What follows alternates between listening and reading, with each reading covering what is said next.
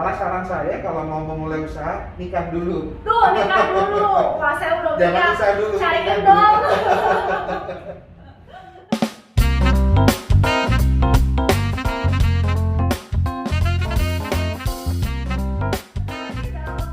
Menjalani sampai bisa bikin 4 kolaps, 3 masih jalan kok.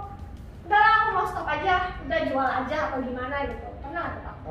Pernah. Di tahun 2010 itu saya ketika memutuskan keluar dari PT Pfizer Indonesia, saya mencoba untuk fokus ke usaha. Waktu itu saya usaha telur asin ya, sehari itu bisa 2000 butir, dan itu sudah masuk ke Indomaret, Alfamart dan sebagainya. Terus saya merintis apotek jaringan juga. Cuman saya ketipu di situ, bukan titik nol lagi tapi minus. Oh. Rumah saya jual, kendaraan saya jual, sampai ya saya masih ada utang sana sini. Di saat itu saya udah drop banget, tapi ya motivasi dari istri lah yang bisa bikin saya balik kembali ya. Karena saya masih punya anak, masih punya istri. Kalau saya terus menyerah, ya masa depan mereka akan terimbas juga. Jadi di situ saya mulai bangkit lagi. Jadi pernah titik di 2010 itu saya bersama sahabat saya Andi dari Pfizer juga. Beliau juga sama keluar dari Pfizer, fokus ke usaha ini, drop juga. Dan sekarang beliau alhamdulillah jadi apoteker yang pemilik apotek di Madura, itu sukses juga sekarang. Iya, berarti memang normal lah ya, Normal, semua normal. akan mengalami itu Semua gitu. akan mengalami. Dan memang sebenarnya saya percaya sih kalau misalnya memang Bapak bisa mengalami itu, ya memang itu sebenarnya nggak lebih dari kekuatan Bapak gitu. Buktinya masih diberikan istri yang memberikan motivasi sampai bisa bangkit gitu ya. Jadi ya sahabat Etno nggak usah takut sebenarnya gitu, karena kita tuh dibekali sama orang-orang baik di sekitar kita. Percaya aja gitu, ada keluarga yang sayang sama kita gitu loh, yang istilahnya mau kita jelek, mau kita jatuh sampai minus, nggak Ya. akan ditinggalkan gitu. Malah saran saya kalau mau memulai usaha, nikah dulu. Tuh, nikah dulu. Wah, saya udah Jangan punya usaha dulu, cariin nikah dong. Iya. Nah, iya betul, setuju banget. Jadi keren banget Pak Iya bisa bangkit, dan kita harus thank you banget tadi sama istri Pak Iya ya yang bisa Betul. motivasi gitu. Nah, terus Pak, kalau misalnya kayak gitu, saran Bapak apa nih buat yang mungkin sekarang dalam masa pandemi ini lagi mungkin keadaannya sama Bapak, atau mungkin ya sedikit lebih baik saja dari Bapak gitu.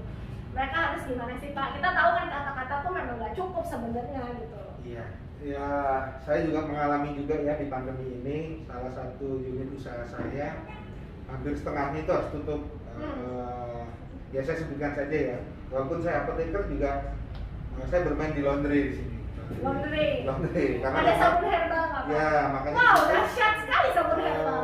Saya bermain di laundry. Saya rasa apoteker juga punya peranan penting di keamanan dan kenyamanan. Betul. Nah, usaha saya yang laundry ini cukup kena dampak juga.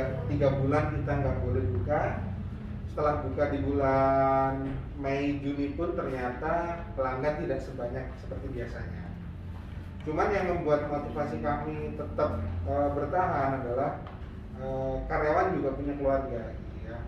Kalau saya memutuskan untuk menutup laundrynya, mungkin saya akan aman, modal aman. Tapi karyawan saya yang nggak aman, sama saja dengan saya memberikan atau melimpahkan energi negatif yang saya terima ke karyawan. Jadi saya memutuskan bertahan karena saya berprinsip bahwa saya sudah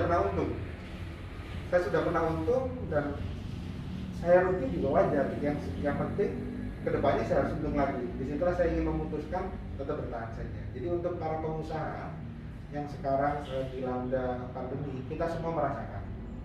Tapi sebelum menutup usaha Anda, sebelum closing apa yang Anda lakukan sekarang, tolong dipikirkan 2 hal. 1, untuk karyawan Anda, masa depannya seperti apa, anak-anaknya, keluarganya nanti, nafkahnya dari mana. Dan yang satu lagi, apakah nggak sayang sesuatu yang dirintis itu tiba-tiba ditutup begitu saja? Karena banyak historical yang akan Anda tinggalkan. Jadi untuk para pengusaha yang lain, ayo tetap solid, tetap berusaha semampu kita. Pasti akan ada saatnya kita naik lagi, walaupun sekarang masih turun terus ya. Iya, betul.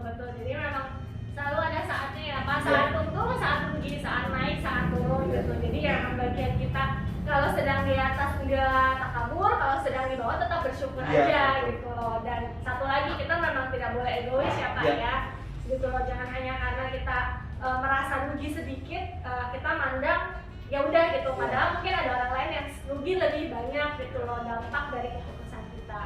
Setuju banget, thank you banget Pak Iya inspirasinya. Kita udah ada di sesi terakhir nih Pak. Jadi aku mau nanya sih, semua orang kita sebagai warga Indonesia ya, saya pribadi jujur saya punya mimpi untuk Indonesia. Walaupun mungkin nggak banyak, mungkin nggak berpengaruh besar gitu, tapi apa sih, ada nggak sih Pak mimpi Bapak untuk Indonesia ke depannya? Apa sih mimpi Bapak itu untuk warga Indonesia itu? Iya, sebenarnya dari lulus itu saya sudah punya suatu mimpi ya. Karena saya lihat sekarang obat-obatan di Indonesia itu 90% impor semua bahan bakunya. Yang ada di Indonesia hanya assembling saja, hanya memformulasi, mencetak dan sebagainya.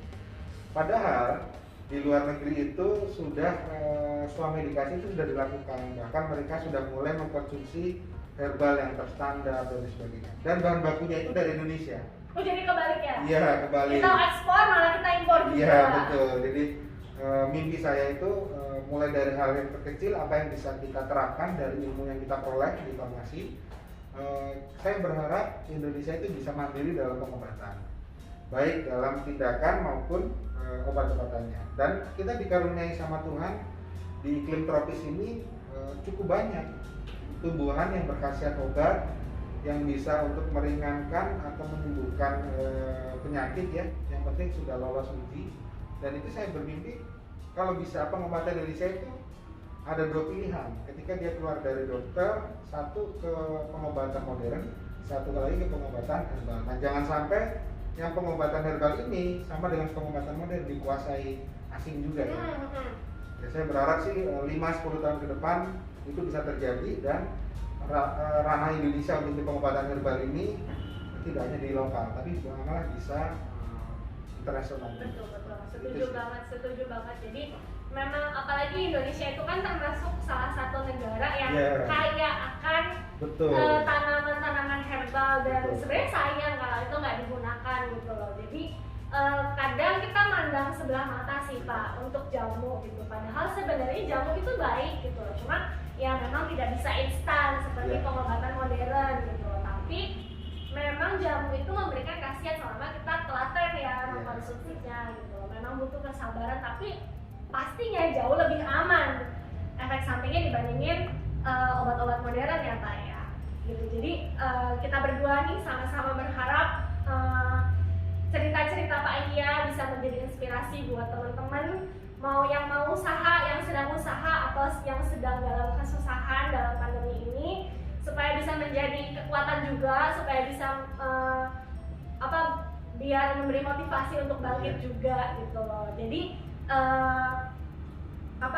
saya secara pribadi mengucapkan terima kasih kepada Pak Iya untuk waktunya. Boleh itu pesan buat boleh, ya. Silakan. Untuk sahabat Eno, baik yang apoteker ataupun profesi yang lainnya, untuk mengatasi pandemi ini ketika ingin berinisiatif membuat usaha atau membuka lapangan kerja bisa hubungi ke Ethno Training Division. Betul.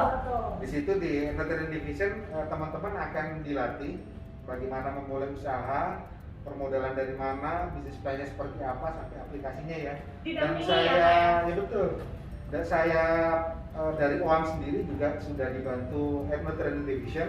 Jadi nanti rekan-rekan bisa dibantu sampai berjalan dengan baik ya. Betul. Uniknya lagi yang saya suka di sini kerjasama kita itu tidak ada franchise, tidak ada biaya apapun. Jadi semua milik yang punya modal. Betul sekali. Kalau gitu dari OAM akan terus berkolaborasi dengan Ethno Training Division untuk buat lapangan kerja baru. Betul. Jadi kita juga berharap perusahaan-perusahaan yang ada di Indonesia sekarang nggak cuma memikirkan untung untuk diri sendiri ya, tetapi juga membantu Indonesia untuk membangun ekonominya kembali gitu. Karena bagaimanapun kita adalah warga Indonesia dan kita tinggal di sini. Kalau Indonesianya kolaps ya kita juga ikut kolaps gitu loh. Jadi thank you banget Pak Iya informasinya, sharingnya, pengalamannya. Hari ini kita sudahi dulu. Saya akan kembali dengan tamu-tamu inspiratif lainnya yang bisa berbagi pengalaman dan sharing ke kita semua. Oke, thank you. See you Oke, sahabat see you. Hypnosis.